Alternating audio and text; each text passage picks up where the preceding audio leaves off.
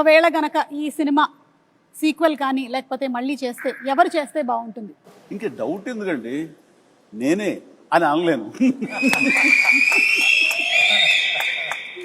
నిజంగా నన్నే అక్కడ పెడితే కనుక అలాగే ఉండేందుకు అన్ని రకాల ప్రయత్నాలు చేస్తాను. అలాగే ఉంటాను, రాణిస్తాను, రెప్పిస్తాను. కాకపోతే అలా అనడం అనేది కొంచెం అంబిషియస్ అవుతుంది. కాబట్టి అవదండి, నా ఉద్దేశం రామ్ చరణ్ అలాగే శ్రీదేవి కూతురు జాహ్నవి చేస్తే బాగుంటుంది. So I think this is big breaking news. Ram Charan గారు అండ్ జాహ్నవి గనక జగదేక వీరుడు అతిలోక సుందరి మనకి పార్ట్ 2 కానీ సీక్వెల్ కానీ వస్తే it will be super fantastic. So ఇప్పుడు అందరి నెక్స్ట్ జనరేషన్ వాళ్ళు ఈ జగదేక వీరుడు అతిలోక సుందరి చేస్తే, అంటే జాహ్నవి, రామ్ చరణ్ అండ్ అనుకుంటే నా ప్రొడ్యూసర్గా వాళ్ళ కూతుళ్ళు అనుకుంటే వీణ పర్యవేక్షణ ఉండాలి, ఖచ్చితంగా ఒక నిఘా ఉండాలి. వాళ్ళ అల్లు డైరెక్ట్ చేస్తే సరిపోతుంది. నాగశ్విన్ గారు, be ready for Jagadeka Veerudu Athiloka Sundari part 2. ఇది లిఖించబడింది, ఖచ్చితంగా ఇది చరిత్ర అవుతుంది. బట్ రాఘవేంద్ర గారి పర్యవేక్షణలో జరగాలి. అండ్ నాగ్ అశ్విన్ దీన్ని డెఫినెట్గా జస్టిఫై చేయగలడు. ఖచ్చితంగా అది నేను ఫస్ట్ కాపీ ఖచ్చితంగా చూస్తాను. Super sir, super. ఒక 9 ఫోటోస్ చూపించబోతున్నాము, ఎందుకంటే మే 9న రిలీజ్ అవుతుంది సినిమా కాబట్టి 9 ఫోటోలు. ఈ 9 ఫోటోల వెనకాల ఉండేటువంటి కథ ఏంటో మీరు మాకు చెప్పాలి. అమరీష్ పురి గారు, అశ్విని దత్ గారు, సార్ మీరే చెప్పాలి. చిరంజీవి గారు అందరిని బాగా కొడతారు, నన్ను కొంచెం తక్కువ కొట్టమని చెప్పండి.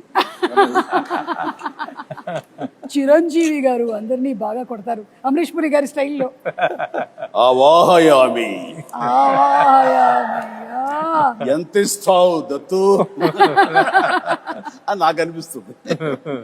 దత్ గారు ఇంత ఇస్తానంటున్నారా? అంతే, ఇంత ఇస్తానండి. దత్ గారు మీకేమైనా గుర్తుందా? నాకు గుర్తులేదు కానమ్మా, చిరంజీవి గారు చెప్పిందే కరెక్ట్, ఇంతే ఇస్తానండి. Okay, picture number 2. 105 డిగ్రీల జ్వరాన్ని కూడా లెక్క చేయకుండా నటించి మే 9వ తేదీన చిత్రం విడుదల కావడానికి కారకుడైనటువంటి సుప్రీం చిరంజీవి నిజంగా చిత్ర జగదేక వీరుడు, మనసున్న మహా మనిషి. ఇది కిందది కూడా చేస్తానండి. ఇది విన్నావా? విజయవాడలో ₹6.50 టికెట్ మొదటి రోజున మ్యాట్నీ షో 210 రూపాయలకి బ్లాక్ లో అమ్మారట. ₹6 టికెట్ 210కి అమ్మారట. సమ్ 3.14 crores ఆఫ్ టికెట్స్ అంట అమ్ముడిపోయింది అప్పట్లో. Highest in all time record Jagadeka Veerudu Athiloka సుందరి.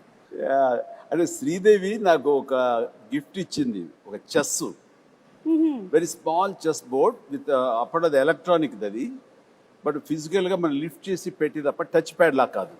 పెడుతుంటే అది కౌంటర్ మళ్ళీ వెయిట్ చేస్తుంది. మనకి కంప్యూటర్ ఆడుతుంది ఒక్కోసారి, లేదంటే తను ఇంగ్లాండ్లో ఎక్కడో కొనుక్కుందంటే తీసుకొచ్చి నాకు గిఫ్ట్ ఇచ్చింది. అండ్ నాకేదో ఇప్పటికీ నా దగ్గర ఉండాలి, మరి అది గుర్తు రావట్లేదు ఎక్కడుందో. ఖాళీ సమయంలో మీ ఇద్దరం కూర్చుని ఆడుతుంటే అనవసరంగా పెద్ద ఆయన వచ్చి డిస్టర్బ్ చేస్తాను.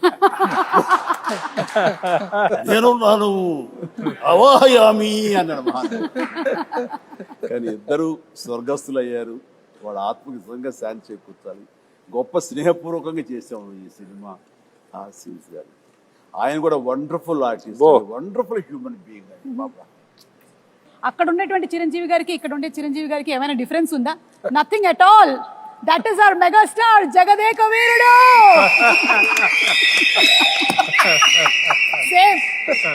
Same to same.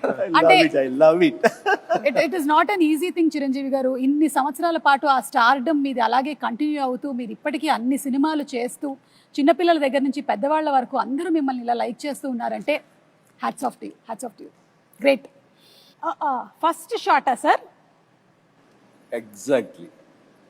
అండ్ ఆ క్యాసినో సీన్ షూట్ చేశారా సార్? ఏమండి, ఆ క్యాసినోకి వెళ్తారు, క్యాసినోలోకి వెళ్తాం కదా, వెళ్ళి అర్ధచంద్రాకారం ఒక కట్అవుట్ ఉంటుంది, దాని వెనకాల ఫోటో దిగితే అది ఎంత ఇంపార్టెంట్ సీన్ అంటే ఆ ఫోటోలో మేమందరం ఉంటాం. నేను పిల్లలు శ్రీదేవితో కలిపి దిగిన శ్రీదేవి గాయబ్ అయిపోతుంది, ఉండదు.